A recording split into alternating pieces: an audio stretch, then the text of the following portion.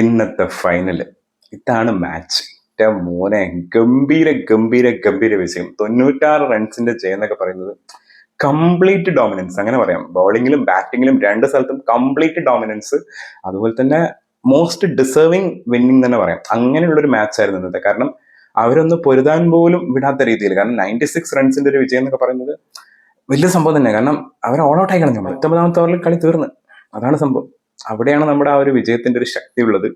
ഒന്നും പറയാനില്ല, വാക്കുകളില്ല. കാരണം ഇപ്പോഴും പോസ്റ്റ് മാച്ച് സെറമണി നടന്നുകൊണ്ടിരിക്കുകയാണ്. അപ്പൊ അതിന്റെ ഇടയിൽ ശരിക്ക് വീഡിയോ ഇപ്പൊ വന്ന് ചെയ്യണോ വേണ്ടിയോ എന്നുള്ളൊരു കൺഫ്യൂഷനിലായിരുന്നു ഞാൻ ഉണ്ടായിരുന്നത്. കാരണം അത് കാണാൻ നല്ല രസമാണ്. കാരണം എന്താ പറയുക, ഇന്നത്തെ മാച്ചിന്റെ പ്ലെയർ ഓഫ് ദ മാച്ച് ആയിട്ട് ജസ്പ്രീത് ബുംറയാണ്. നമ്മൾ കഴിഞ്ഞ മാച്ചിലടക്കം ഡിസേർവിംഗ് ആയിട്ടുള്ള ഒരു പ്ലെയർ ഓഫ് ദ മാച്ച് ആയിരുന്നു. പക്ഷെ നമ്മൾ സഞ്ജു സാംസണും കഴിഞ്ഞ മാച്ചിൽ കളിച്ചത് കൊണ്ട് അങ്ങനെ പോയി എന്നല്ലാതെ, പക്ഷെ ഈ മാച്ചിൽ മോസ്റ്റ് ഡിസേർവിംഗ് ആയിട്ടുള്ള ആൾ തന്നെയായിരുന്നു ബുംറ. ആ 4 വിക്കറ്റ് ടേണിംഗ് പോയിന്റ് ആയിട്ടുള്ള വിക്കറ്റ് ആയിരുന്നു. ആൻഡ് ബുംറേനെ പോലെ തന്നെ ടേണിംഗ് പോയിന്റ് ആയിട്ടുള്ള വിക്കറ്റ് എടുത്ത ആളായിരുന്നു അക്ഷർ പട്ടേലും. കാരണം ആ ഒരു 3 വിക്കറ്റ് വന്നതുകൊണ്ടാണ് ശരിക്കും അവിടെ കളിയിൽ ഒരു ചേഞ്ച് വന്നത്, ഒരു ടേണിംഗ് പോയിന്റ് ഉണ്ടായിരുന്നത്. പിന്നെ അതുപോലെ തന്നെ നമ്മുടെ ഇഷാൻ കിഷന്റെ ആ ഒരു 3 ക്യാച്ച്, കിട്ടിലൻ ക്യാച്ച്. അതായത് ഇഷാൻ കിഷൻ ഇന്ന് ക്യാച്ചുകൾ മിസ് ചെയ്യുന്നുണ്ടായിരുന്നില്ല. ഒരു ക്യാച്ച് പറ്റൂലായിരുന്നു, ഒട്ടും പറ്റില്ലായിരുന്നു. അതുകൊണ്ടാണ്, അല്ലെങ്കിൽ ചിലപ്പോൾ 4 ക്യാച്ചിന് എടുത്തേനെ. അത് ബൗണ്ടറിന്റെ അപ്പുറത്തുള്ള ഒരു ക്യാച്ച് ഒട്ടും പിടിക്കാൻ പറ്റില്ല. പക്ഷെ എന്നാലും ബാക്കിയുള്ള 3 ക്യാച്ചും ഗംഭീര ക്യാച്ചായിരുന്നു. പിന്നെ നമ്മൾ എടുത്തു വരേണ്ട സഞ്ജു സാംസൺ എഗെയിൻ ഇന്നത്തെ മാച്ചിലും ഫോമായി. അതായത് നമുക്ക് ഇന്ത്യക്ക് അത്രയും വേണ്ടപ്പെട്ട 3 മാച്ചിൽ, നമുക്ക് അത്രയും അത്യാവശ്യമുള്ള 3 മാച്ചിൽ കറക്റ്റ് ആയിട്ട് ആള് കളിക്കേണ്ട സ്ഥലത്ത് കളിച്ചു. കാരണം നോക്കൌട്ട് സ്റ്റേജിലായിരുന്നു ആ ഒരു മാച്ച് ഉണ്ടായിരുന്നത്. അവിടെ 97 നോട്ട് ഔട്ട്. അത് കഴിഞ്ഞ് നമ്മൾ സെമിയിലോട്ട് കടന്നത് ആ ഒരു മാച്ചിലൂടെയാണ്. സെമി അത്രയും ഇമ്പോർട്ടന്റ് മാച്ചാണ്. ആ മാച്ചിൽ 89, ഇപ്പൊ അഗെയിൻ ഫൈനലിൽ 89. ഒന്നും പറയാനില്ല. അതായത് ഇങ്ങനെയായിരിക്കണം കംബാക്ക്. കാരണം ടീമിൽ നിന്ന് ഏകദേശം കഴിഞ്ഞ 2024 വേൾഡ് കപ്പിൽ ഫുൾ മാച്ചസിൽ ബെഞ്ചിലിരുന്ന ഒരാള്, അത് മാത്രമല്ല ഈ വേൾഡ് കപ്പിലാണെങ്കിലും ടോട്ടൽ ഏകദേശം എല്ലാവരും കളിച്ചത് വെച്ച് നോക്കുമ്പോൾ 9 മാച്ചസോളം ഉണ്ട് ഒരു ടീമിന് ഫൈനലിൽ വരെ എത്തുകയാണെന്നുണ്ടെങ്കിൽ. അപ്പം ആ 9 മാച്ചിൽ ഇന്നത്തെ മാച്ചും കൂടി കൂട്ടി 5 മാച്ചേ ആൾ കളിച്ചിട്ടുള്ളൂ. 5 മാച്ചിൽ 321 റൺസ്, 80 ആവറേജ്, ഏകദേശം ബാറ്റിംഗ് ആവറേജ് 80 വരുന്നത്. അതിൽ 3 80+ റൺസ്, 350 തന്നെ പറയാം. പക്ഷെ അതും കൺസിസ്റ്റന്റ് ആയിട്ട് കൺസിക്യൂട്ടീവ് ആയിട്ടുള്ള 350. അവിടെയാണ് ആ ഒരു ഇമ്പോർട്ടൻസ് വരുന്നത്. ആൻഡ് ആള് തന്നെയാണ് പ്ലെയർ ഓഫ് ദ ടൂർണമെന്റും. അതും ഡിസേർവിംഗ് ആണ്. ഇതാണ് കംബാക്ക്. ഇങ്ങനെയായിരിക്കണം കംബാക്ക്. സഞ്ജു സാംസൺ ഇൻസ്പയറിംഗ് ഒന്നും പറയാനില്ല. അത്രയും ഇൻസ്പയറിംഗ് ആയിട്ടുള്ള ഒരു പേഴ്സൺ ആണ്. നമ്മളെ കേരളക്കരയുടെ അഭിമാനം തന്നെ പറയാം.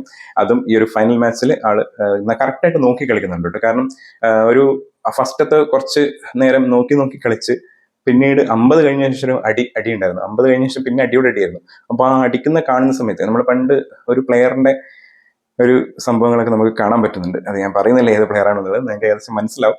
കാരണം കറക്റ്റായിട്ട് ആ ഒരു കാൽക്കുലേറ്റീവ് ആയിട്ട് കളിക്കാന്ന് അറിയില്ലേ. അപ്പുറത്തെ വിക്കറ്റ് പോവാണ്ട്, അല്ലെങ്കിൽ അപ്പുറത്തെ വിക്കറ്റ് പോകുന്ന സമയത്ത് ഇവിടെ ബാറ്റിങ്ങിൽ പിടിച്ചു നിന്നുകൊണ്ട് ആ ഒരു സ്കോർ, അതും സ്ട്രൈക്ക് റേറ്റ് പിന്നീട് കറക്റ്റായിട്ട് മാനേജ് ചെയ്തിട്ട് ആ ഒരു 93 സ്ട്രൈക്ക് റേറ്റ് ഉണ്ടായിരുന്നു. അതും ഈ ടൂർണമെന്റിൽ തന്നെ 24 സിക്സസ് ആണ് സഞ്ജു സാംസൺ അടിച്ചിരിക്കുന്നത്. ആൻഡ് ഇന്നത്തെ മാച്ചിൽ നമ്മൾ 255 റൺ എന്നുള്ളൊരു വലിയ സ്കോറിലോട്ട് എത്തിച്ചത് സഞ്ജു സാംസന്റെ ഇന്നിങ്സ് ഇമ്പോർട്ടന്റ് ആണ്. അതുപോലെ തന്നെ അഭിഷേക് ശർമ്മ, പിന്നെ അതുപോലെ ഇഷാൻ കിഷൻ, ശിവൻ ഡൂബെ, 3 പേരും ഗംഭീരമായിട്ട് തന്നെ അടിച്ചു.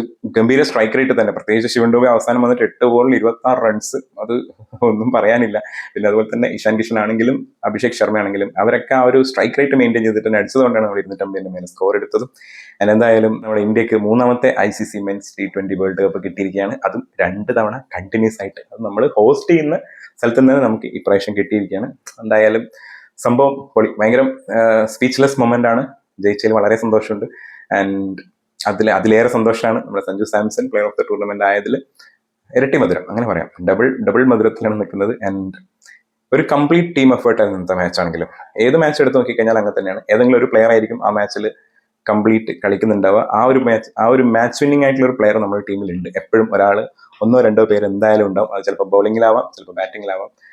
സോ നമ്മുടെ ടീം ബെസ്റ്റ് തന്നെയാണ്. ആൻഡ് ഇന്നത്തത് കംപ്ലീറ്റ് ഒന്നും പറയാനില്ല. ന്യൂസിലാൻഡിനെ കുറിച്ച് ഓവർ ഒന്നും പറയാനില്ല. കാരണം അങ്ങനെയായിരുന്നു ഇന്നത്തെ മാച്ച്. അത്രേ ഉള്ളൂ. എന്തായാലും സന്തോഷം ഒരുപാട്. കുറെ കാര്യങ്ങൾ വേറെയും പറയണമെന്നുണ്ട്, പക്ഷെ ഇപ്പൊ ഒന്നും മനസ്സിലോട്ട് വരുന്നില്ല. ബാക്കിയൊക്കെ ഇനി എന്തെങ്കിലും പറയാനുണ്ടെങ്കിൽ അടുത്തൊരു വീഡിയോ ആയിട്ട് വരാം. അതിൻ്റെ അകത്ത് കുറച്ചുകൂടി ഡീറ്റെയിൽ ആയിട്ട് സംസാരിക്കാം. അപ്പൊ അത്രേ ഉള്ളൂ. ബൈ ബൈ, എല്ലാവർക്കും ഗുഡ് നൈറ്റ്.